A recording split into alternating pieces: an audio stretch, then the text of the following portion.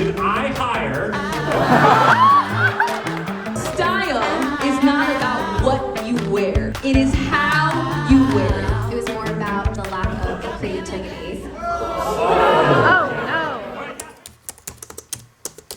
Chloe Manhattan is back. They're back together again. They're coming to this. They have not been together on a panel before, so we're so excited that you get this exclusive peek at us. So I invite everybody right now from the cast of Netflix's Owning Manhattan, please come up to the stage.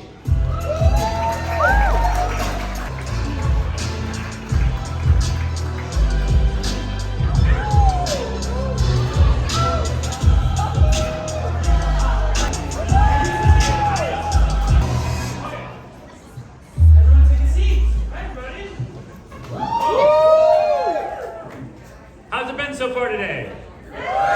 So, this is something I never thought was going to happen, and it's something that Netflix asked me not to do. So, here we are, in front of cameras and everything. We've got Jordan Hurt, Jessica Markowski, James Shanker, Jordan March, Niall Lundgren, Trisha Lee, Jeffrey St. Aramon, Genesis Suero, Chloe Tucker Kane, and Jessica Taylor. So, this is the first reunion I've ever done. Everyone is. Oh yeah, okay. We're safe distances from each other. Perfect. This is how this is gonna go. A mixture of some real business questions. Okay. Hopefully everyone can see us. We're sitting.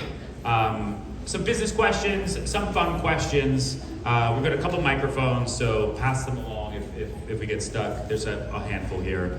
And we might play a couple games for the greatest TV show in the history of the world, which is Owning Manhattan. Thank you for being here. It's super, super cool. The show was a global hit. It was a top 10 in 40 countries, which is no small feat. None of this would have been possible without these amazing agents here, our amazing team at Serhant, all of our incredible producers, working with our production company, World of Wonder, as well as over at Netflix. Maybe having a therapy session, and I think that will help us both. Namaste. Namaste. That's Awkward answers from both of them. Awkward answers. I tried to get them to come and do a TikTok in my office. This is the most uncomfortable TikTok I've ever created. Most uncomfortable. Jess Taylor. There was a lot of question about, I saw all over the internet about who your $22 million buyer was. And because you're British. Yes, I am. Yeah, you are. I just want to make sure. Yeah. I saw, it was like all over the internet that it could be Harry and Meghan. Was it? Who was it? Can you tell us? No, obviously not. If we tell you the celebs we work with, celebs will never work with us again. Okay. Be the fifth, isn't that what you guys do here? Oh. No, I'm not Andy Cohen. We're just selling his apartment. Okay, so you won't tell us at all? No. Does anyone here know who it was, since we're nice and public and uncomfortable? No? Was it you, Niall? You were the buyer? Wait, take Jordan's microphone. I have a question for you. Okay. So, business. You've been in this business a long time. Yes, sir. 16 years. That's a long time. I remember when we first started Serhant, you came to my office and you came with a paperback, Sell It Like Serhant, fully highlighted, fully earmarked. You were like, I teach this book at Baruch. Yeah, Baruch College. You taught the book at Baruch. How has your life and or business changed since this show premiered? Or has it at all? Absolutely has changed. You know, I was a big fan of Ryan and Sell It Like Serhant way before I got to Serhant, and I taught it as an adjunct professor at Baruch. So I always said to my students, I'm like, one day I'm gonna work with Ryan and we're gonna do something crazy with a TV show. I just had that planted in my mind. So when I met Ryan and I interviewed with him, I actually gave him not only that book that was earmarked and highlighted, but I gave him my syllabus for the course. Remember that? At the end, I like slipped the syllabus to you. You're like, what is this? I'm like, Everyone does that. They all pass over their syllabuses. It's a totally standard thing. That's how I got the job, you know? So being at Serhant has been absolutely incredible. My business has, exploded. I mean, I did $100 million in sales in 14 years before I met Ryan. And then the year that I got to Serhant, I did $100 million in 1 year. So I did my entire career in 1 year. It's been, and then getting on the show and then dealing with everything afterwards. I mean, the onslaught of the social media, the people, the amount of inbound leads that I've got, it feels like I'm on a spaceship. I don't think you ever told us that it was like getting into an Elon Musk spaceship and going to Mars. I mean, the G-force on my face right now is like, it's a lot, but people are coming out of the woodworks. People that I went to high school with are calling me like, oh my God, I saw you on the show. I want to work with you now. People that I've never met are like, hey, by the way, I have $10 million worth of townhouses. Do you think you could like help me out? And I'm like, yes, I could do that. We'll see you tomorrow at 10 a.m. So it's been great. We've done probably, yeah, you remember that. We've done probably, signed up about $100 million in listings since the show happened. And it's, now we got to sell it, of course, but it's been super crazy. And I'm just really, really grateful to be here. And thank you. That was a really long answer, but I appreciate it. Thank you. Yeah, no problem. How's your life since the show came out? Are you buying your own suits now? Thank you very much. You know, my life has changed, you know, ever since June 28th. You know, it's like the recognition that you get on the streets, on the subway. Like, I knew the show was gonna be good, but it was just like, it's a massive hit. So I can't even walk my dog without like 3 or 4 people stopping me on the street for a photo, which is great. Like, it makes me happy, it's fun. And you know, sales-wise, I think it's those same people that identify with you enough to stop you on the street and on the subway that are gonna remember you for when it's time to buy or sell or rent. So, you know, that, the credibility, right? I feel like I can, you know, go in front of developers and sellers and now say like, I'm on this hit Netflix show, you know? Do you want your property featured? So it's, you know, my life has changed a lot. Nice. And you're getting a new tattoo I saw on social Many, many tattoos, right? So I'm getting an entire back piece, getting a sleeve cover up. I have a lot of tattoos, so. Oh, nice. Busy, busy, busy boy. Busy boy. Someone else has been busy. There's a new piece of jewelry on Jess Markowski's hand. Yes. So you've been busy in the last couple of months. So what happened? So you split up from Jonathan and you got engaged. Yes. So obviously we're Pretty standard. very. To say the least, the show has been a lot for me. Just managing business, the relationship with Jonathan, and then getting engaged. Like, I've experienced a lot this year, more than anyone I know. But it's been good. It's been really good. So, not to pick on you for a second, Yeah. but to pick on you for a second. There was a lot between you and Jonathan in season 1 that I think was completely unanticipated across the board. I think the general public felt that you carried yourself really professionally. You were kind of pulled into a situation that you didn't know you were going to be in. Do you think that's a fair assessment of kind of how things played out between you and him? Definitely. I think like when I first worked with Jonathan and met him, I really wanted to give him a chance and try to work something out with him. And I really saw something in him that we could really create together. But then I got into a tricky situation, which led me to realize, like, to the core and my brand identity and identity of who I am as a person, it just didn't align so well. So then you fired him and I was on my own again. And I was able to like really tap into myself and who is Jessica again.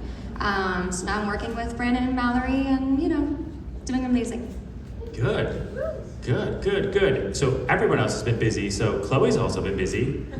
Come on, how many people here could tell in all the interviews that I was very pregnant? Anyone? No, okay, just me. Niall. Niall could tell? So, you gave birth when? Tell us about your baby. Oh, it's been amazing. I gave birth a week after we wrapped filming. Good timing, thank you for waiting. Yeah, totally. She is 6 months, yeah, exactly. She's 6 months old on the 8th. And I took time off. It was really important to me to be with my baby and have that special time together. And now I feel like I'm really going back into the workforce, having to, in some ways, start over. which is exciting and terrifying, but I'm really, really excited to explore this new version of me. Are you going to bring the baby on camera for season 2? Have you had that conversation with your husband? Yeah, I mean, she's all over my TikTok already, and I'm just such a doting mother, and I'm sure, I'm sure she'll be on listings with me. I'll have to pass her on to one of her aunties or uncles, and, we got work to do, so she'll be around. So do you do showings now with the baby and your dog? Like at the same time? Funnily enough, I did that the other day because it was a whole thing with the husband, the nanny, whatever. I had her here, and I had Sadie, as I usually do, and it was the best showing I've had in a year. I mean, it was great, so I don't know. Maybe I have to add that to the entourage going forward. So if you were hanging off of a cliff. Okay, great, yes. And it was a rainstorm.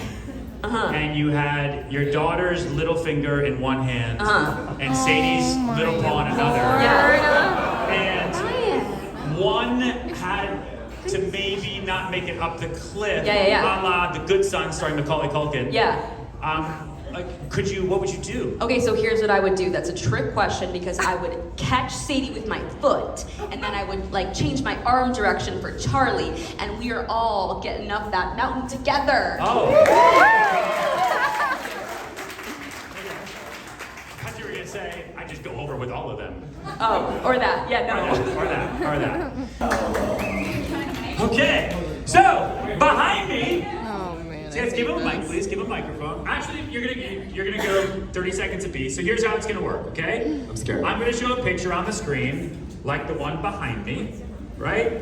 And then you're each gonna have 30 seconds to sell it, right? Convince me why I should buy it, okay? And then we're gonna let the audience decide by noise, okay, who they think won. Make sense? Okay, so the first one is a real-life, in-person replica of the Simpsons house. Inside and outside. That's the Simpsons house? This is the Simpsons house in real life. Okay, well, this is the most... Wait, stop. Okay, I've got a timer on my screen right here, so in 5 seconds, since you already started, I'll let Jordan start. You got 30 seconds. Why should I buy the Simpsons house? Go. Well, this is the most iconic animated sitcom in history, right? So why wouldn't you want to buy this? And also look at the curb appeal, right? It's got the beautiful red picket fence, the freshly mowed yard, a 2-car garage, 2-story. That must be a 4-bedroom house. I'm sure it's around 3,000 square feet. I'm sure it's got a lovely backyard with a swimming pool.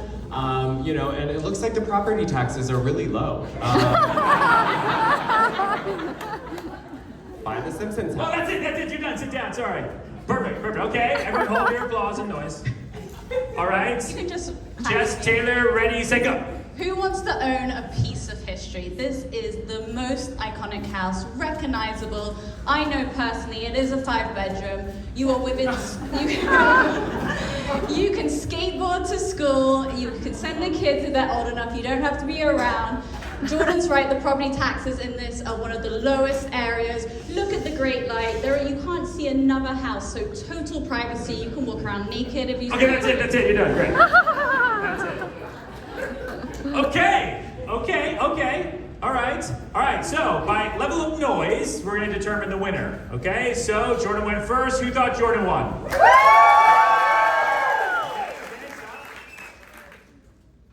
Who thought Jess Taylor won?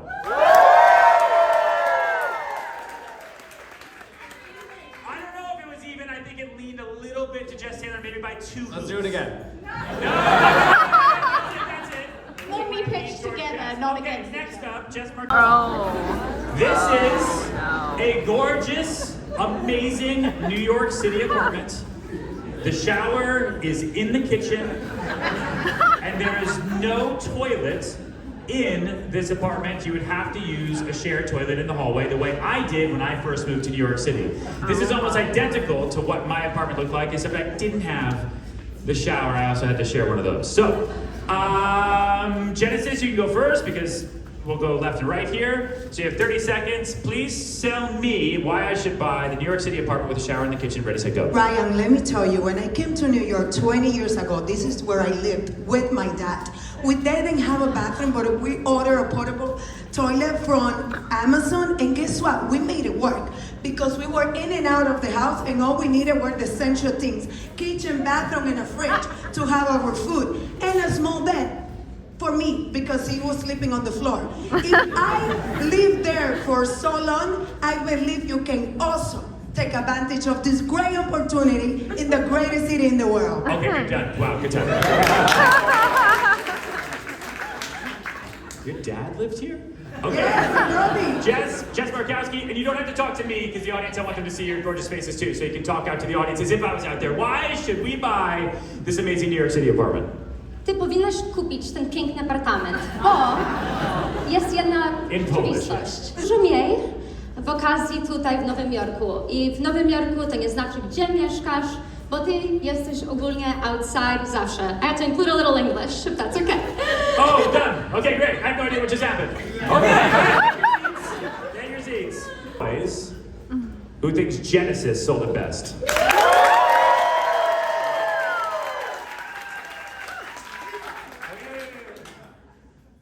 Jess Markowski? Not enough people speak Polish.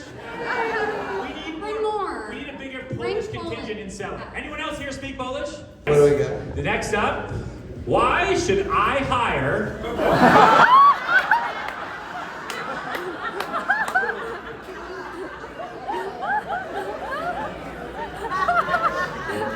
I don't understand what you're all laughing about. I need complete silence.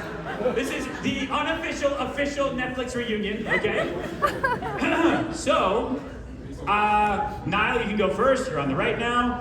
Why should I rehire Mr. Jonathan Ready, Set, Go? So we are not only in a business of selling real estate, but as you can see, we're in the entertainment business as well. And having somebody like Jonathan, although he's a little crazy and says pretty much nothing and rambles on and on and on and on, it is pretty interesting to watch that train just crash and burn. So I think you should bring it back because there's only one spot for a guy with neck tattoos to just stand up and give his all, and I think he would be great to come back, especially from an entertainment. Okay, done. Okay, 1, 2, 3, Jeffrey. Okay, when you want to find the poster child of what not to do, this is who you hire, and this is who you bring on. So this will show everyone what not to do to be a successful agent. So it actually be a great way to help build a brand, because you continue to rip him for what he does wrong, and everyone realizes that it has nothing to do with Serhant. So he could be the figurehead of what not to do. So all these folks here that considering coming to Serhant, and they see what he does, it's like, okay, that's not gonna work. So they won't. It's like when you go to a car dealership and there's like the other car in the corner, and then it gets you to go buy this one, right? Exactly. I got it. Okay, sit down. Great, okay. Got it. Okay. By the noise, Niall.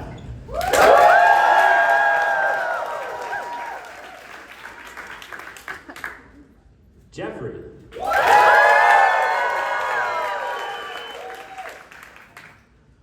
Okay, that's the end of the game. I don't have a prize.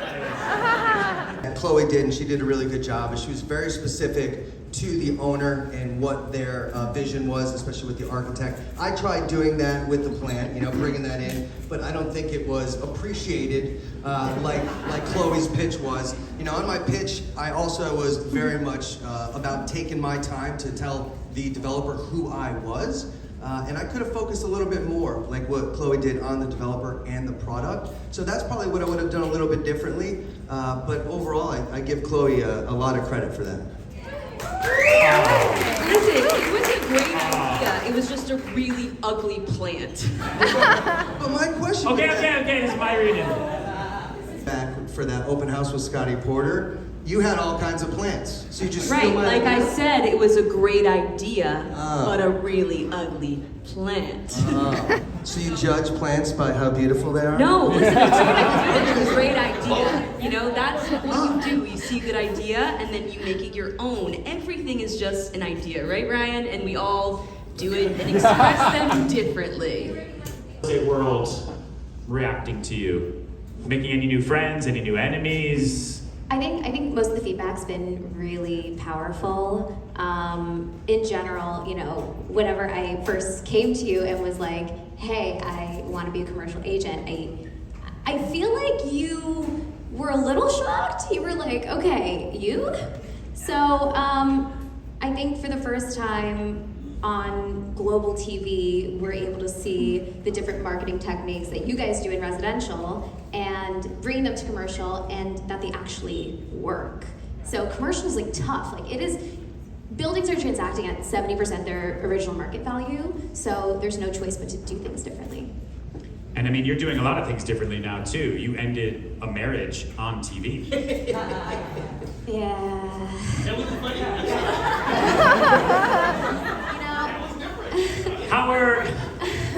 How are things? Well, I am single now, and Did he know? Did he watch it?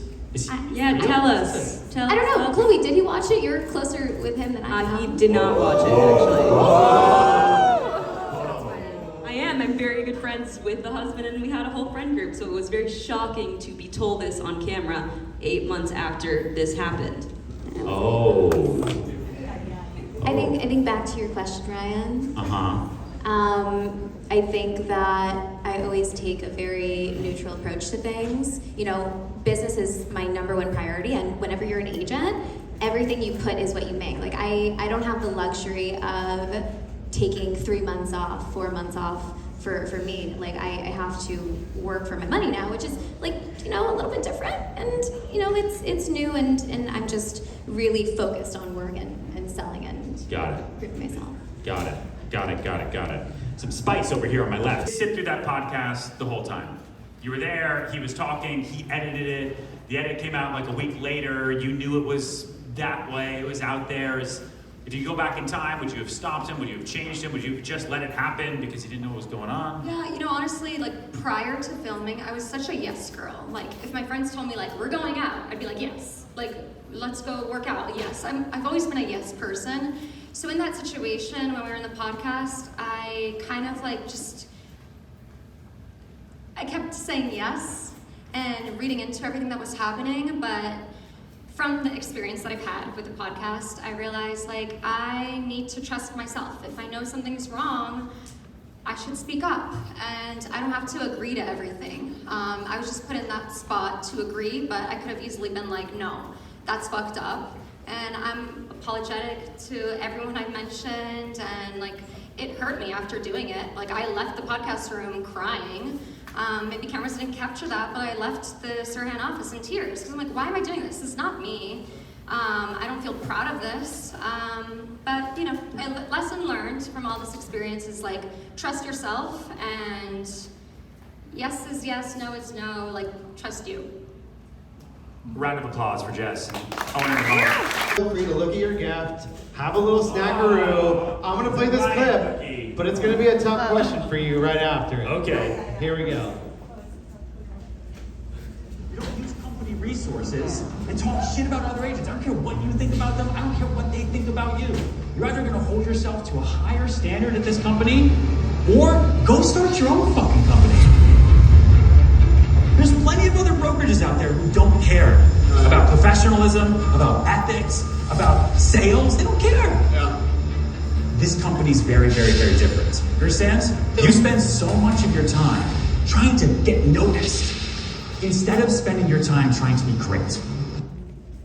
Dude, that is gangster from Ryan. That is like emotional to watch, and to see his stare, like you scared him. What was your emotions in that moment? What was it like watching that back? So we shoot this show in real time. The show became something that I did not anticipate. You know, when we started it, we followed properties, and some things started selling, other things didn't sell, obviously. My idea when Jonathan came to the company is I thought he had a look that I'd never seen before in high-end New York City real estate. And I was like, man, this is gonna be, when you sell your first $10 million property, that's gonna be massive for the industry, like next generation stuff you always talked about. And he chose to go a different path. And so I will always protect this house. I'll protect everyone in Serhant, I'll protect everyone in Sell It to the death. And if there's anybody who tries to harm us in any way, I will do anything possible, because we're building something much bigger than any individual. That scene has been wildly shared. Wildly so. People come up to me on the street and it's become my Matthew McConaughey, all right. Like people will yell at our blue car because our car is, noticeable in the street. And they're like, hey, be great, don't just be noticed, Serhant. I'm like, okay, I'm trying. Should I change my car to bright blue? I don't know what to say. It's been wild. But that team too, that is just the way it was also kind of cut together, I guess, which we're not a part of. It was kind of the evolution of what reality TV looks like. There's no cut to interview bites right there. It's not like a flipping of a table or a drink in a face. It's like this is a serious, real-time, live workplace reality drama. And so yeah, it was nuts. Thanks for bringing that back. Yeah. What about the cast? Like, did you let him fire under your ass too watching that? Like, what are you guys thinking when you see that? Well, the journalist in me is kicking in, Ryan. Can you just express that you really had hope and faith on Jonathan? Because although you fired him on television, you then wanted to see him succeed because you then mentioned that off camera. Of course. No, of course I did. I have hope and faith. We don't hire anybody where I'm like, man, this is gonna be bad for you. That's a waste of resources, a waste of time, it's a waste of support. We have sales managers and directors, finance and operations. If you're a good agent or a bad agent, the bad agents typically take up more of the resources, which takes away from the good people. So we don't bring on anyone we don't think can go to $100 million in sales at minimum. Like that's always the goal. And if we bring over people or teams that are doing 100, my goal is, how can I make you $1 billion team? We don't bring over anybody that comes over and says, you know what, how can I help you sell less? Like that's not there. So the hope and the intentions are always positive. But then if it doesn't work out, it doesn't work out. Everyone's an adult, they make their own decisions, Oh, yes. Yeah, I had a question just to follow what she said. So, because you're kind of burned in that situation, quote unquote, with how it ended up with Jonathan, does that prevent you from extending yourself to reach out to someone else that you think is outside of the norm? Or would you do that again? No, I don't judge books by their cover at all.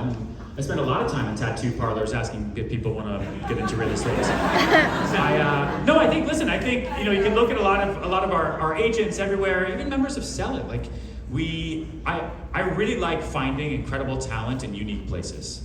And so I think, we'll see what happens in season 2, but I think there's a lot of sales talent out there that doesn't know how good they are, and they don't know that they have that skill until you kind of show it to them. And so I think we can have fun. I think the backstabbing from Jessica is bad. Keep your eye out. When somebody kicks you when you're down, that's not love. I want nothing to do with it. Plus, she wears Zara. Okay, so this is a game called Is It Zara? I got this. That line also has now followed, I think, all of us everywhere. So in honor of that iconic moment, we have a game, right? It's called Is It Zara? Here's how it works. We have 3 models who are going to come out on stage. 4 models. Here are these amazing 4 models. Welcome. Four. Don't betray you. Oh my God. Okay. All right. Great. All right. And now I'd like the cast to weigh in. On each person, we'll start with Brian here. Brian in the green, he's wearing a nice button down, into some jeans, some cool shoes. So, is it Zara? Zara. Wait, hold on, let me see. Yeah, shoes. No. Don't touch him, HR. It's folding and the inner lining. But is it a whole Zara. outfit is Zara or like an item? The shoes are Zara. No, I want to know The shirt is $100. Okay. Is any of his outfits Zara? Oh yeah, definitely, yes. This, yeah. Yes. Uh-huh. Zara. Okay, Brian, is any of your outfits Zara? Clothes. Okay, that doesn't count. You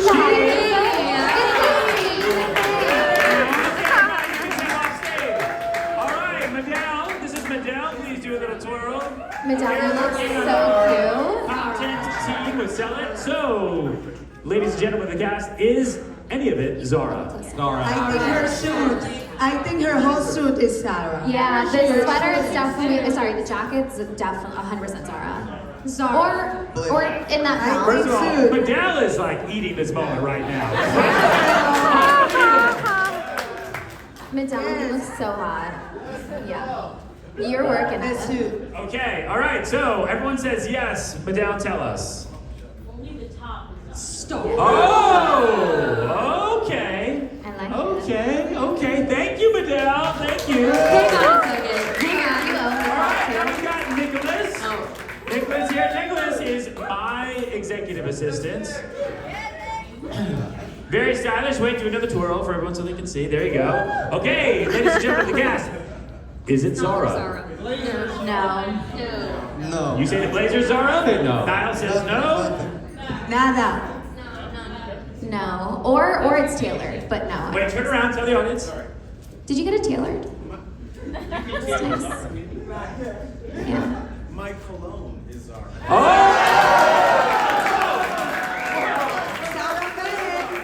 Okay, thank you, Nicholas. We love you, Nick. Oh, amazing. And last but not least, Mr. Yasser Boss.